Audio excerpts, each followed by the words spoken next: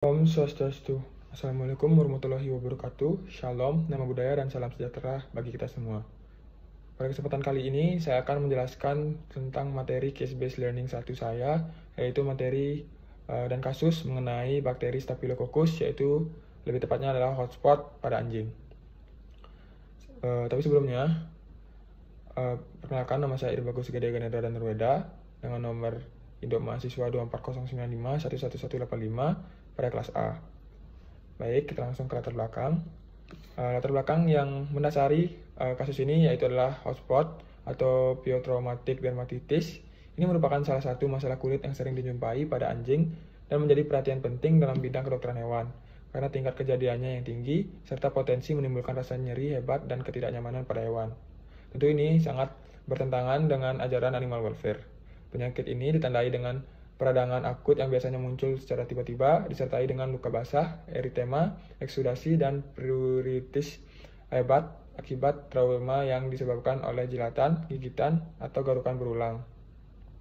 Faktor predisposisi meliputi kelembapan kulit, infestasi ektoparasit seperti kutu dan pinjal, alergi, serta kondisi bulu yang tebal yang menghambat sirkulasi udara pada kulit. Dalam konteks kedokteran hewan, urgensi penyakit ini terletak pada dampaknya terhadap kesejahteraan hewan atau animal welfare karena rasa gatal dan nyeri yang timbul dapat menyebabkan stres berat, hilangnya nafsu makan, hingga gangguan perilaku. Penanganan yang lambat atau tidak tepat dapat menyebabkan penyebaran lesi sehingga intervensi medis segera menjadi sangat penting. Dari sisi profesional kedokteran hewan, pemahaman yang mendalam mengenai etiologi, patogenesis, dan faktor lingkungan yang memicu hotspot sangat diperlukan untuk menjaga kekambuhan serta mengembangkan strategi pengendalian yang efektif, baik melalui manajemen kulit maupun pengendalian parasit. Dengan demikian, kasus hotspot bukan hanya masalah dermatologi sederhana, tapi juga indikator penting bagi praktik kedokteran hewan yang berorientasi pada kesehatan kulit, kesejahteraan, dan kualitas hidup hewan peliharaan. Baik, untuk selanjutnya saya akan membahas mengenai morfologi bakteri. Bakteri Staphylococcus berbentuk kokus, yaitu bulat, dengan gram positif, berukuran sekitar 0,5 hingga 1,5 mikrometer, dan tersusun dalam kelompok menyerupai anggur. Bakteri ini non-motil, tidak membentuk spora, serta fakultatif anaerob. Koloninya di media agar tanpa halus, bulat dan berwarna putih hingga kekuningan. Spesies patogen seperti Staphylococcus aureus dan Staphylococcus pseudointermedius bersifat katalase dan koagulase positif. Beberapa strain membentuk lapisan lendir atau slime layer yang membantu pembentukan biofilm, meningkatkan daya lekat dan resistensi terhadap antibiotik. Saya mendapatkan kasus dari anjing saya sendiri, yaitu anjing domestik Bali yang bernama Cigu dengan pada saat itu umurnya 2 hingga 3 bulan. Kasus ini saya temukan pada anjing saya sendiri. Saat itu saya menemukannya di dekat pekarangan rumah pada pagi hari dengan kondisi yang sudah cukup parah terinfeksi. Oleh karena itu saya mencoba untuk merawatnya dan memeliharanya di rumah. Karena di sini karena terbatasnya dokumentasi, saya mengambil foto dari penggalan video saat saya aktivitas di rumah. Jadi mohon maaf jika fotonya tidak terlalu jelas di sini. Baik.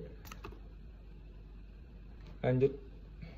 Baik, selanjutnya itu adalah gejala klinis yang biasanya dialami oleh anjing-anjing yang terinfeksi, yaitu yang pertama ada timbul lesi kulit yang warna merah, basah, dan meradang. Biasanya juga anjing mengalami rasa gatal dan nyeri yang hebat, lalu rambut rontok di sekitar luka akibat gadukan. Selanjutnya ada terlihat eksudat berwarna kuning kehijauan, lalu biasanya lembab pada permukaan kulit, lalu bau tidak sedap pada area infeksi, pembengkakan lokal di area yang terinfeksi, kulit terasa hangat jika disentuh, hewan tampak gelisah, tidak nyaman, dan pada beberapa kasus, hewan mengalami penurunan nafsu makan. Pada kasus yang berat atau kronis, dapat terbentuk ulkus dan jaringan neurotik. Baik, untuk selanjutnya saya akan membahas mengenai diagnosa yang dapat dilakukan. Jadi, diagnosa yang dapat dilakukan itu dengan pemeriksaan sitologi kulit. Biasanya teknik ini dilakukan dengan mengambil sampel eksaudat atau kerokan ringan dari permukaan lesi menggunakan kaca objek atau swab steril. Kemudian dilakukan pewarnaan gram atau Diffquik. Hasil pemeriksaan biasanya menunjukkan sel radang atau neutrofil degeneratif dalam jumlah banyak serta keberadaan bakteri Coccus gram positif yang tersusun berkelompok. Ini mengindikasikan infeksi sekunder oleh Staphylococcus pseudointermedius. Biasanya metode ini yang paling sering dilakukan karena metode ini cepat, murah, dan sangat membantu dalam konfirmasi infeksi bakteri, sekaligus membedakan antara dermatitis akibat alergi, parasit, atau jamur. Pengobatan yang dapat dilakukan yaitu dengan yang pertama ada perawatan lokal, yaitu langkah pertama dengan mencukur bulu di sekitar lesi agar area luka terbuka dan kering. Setelah itu dilakukan pembersihan menggunakan antiseptik ringan seperti larutan chlorhexidine atau povidone iodine yang diencerkan. Luka kemudian dapat diolesi krim atau semprotan antimikroba untuk mengurangi peradangan dan gatal. Lalu yang kedua ada terapi sistemik. Ini dilakukan jika lesi luas atau terdapat tanda infeksi berat. Dokter hewan dapat memberikan antibiotik sistemik berdasarkan hasil uji kepekaan bakteri. Biasanya menggunakan amoxicillin clavulanate, cephalexin, atau clindamycin selama 2-4 minggu. Kortikosteroid oral dosis rendah dapat digunakan sementara untuk menekan rasa gatal dan mengurangi trauma akibat garukan. Lalu yang ketiga ada penanganan faktor predisposisi. Infeksi kutu dan pinjal harus diatasi dengan obat antiparasit seperti fipronil, fluranil, atau selamectin. Jika ada alergi kulit, otitis, atau dermatitis atopik, kondisi tersebut perlu dikontrol agar hotspot tidak kambuh. Yang terakhir itu dengan manajemen perilaku. Gunakan Elizabeth Collar untuk mencegah anjing menjilati atau menggaruk luka selama proses penyembuhan. Selain tadi kita dapat mengobati, kita juga dapat mencegah dari kekambuhan, yaitu dengan menjaga kebersihan dan kekeringan kulit secara rutin, menyikat bulu, dan mengeringkan tubuh anjing setelah mandi atau terkena hujan, untuk mencegah kelembapan berlebih yang memicu infeksi kulit. Yang kedua itu pengendalian ektoparasit, yaitu dengan menggunakan produk antiparasit secara rutin untuk mencegah rasa gatal akibat gigitan kutu yang sering menjadi penyebab awal trauma kulit. Lalu selanjutnya ada pola makan dan imunitas. Kita dapat memberikan makanan bergizi yang seimbang dengan asam lemak esensial, omega 3 dan omega 6 untuk memperkuat kesehatan kulit dan bulu. Lalu selanjutnya adalah pemantauan kondisi kulit.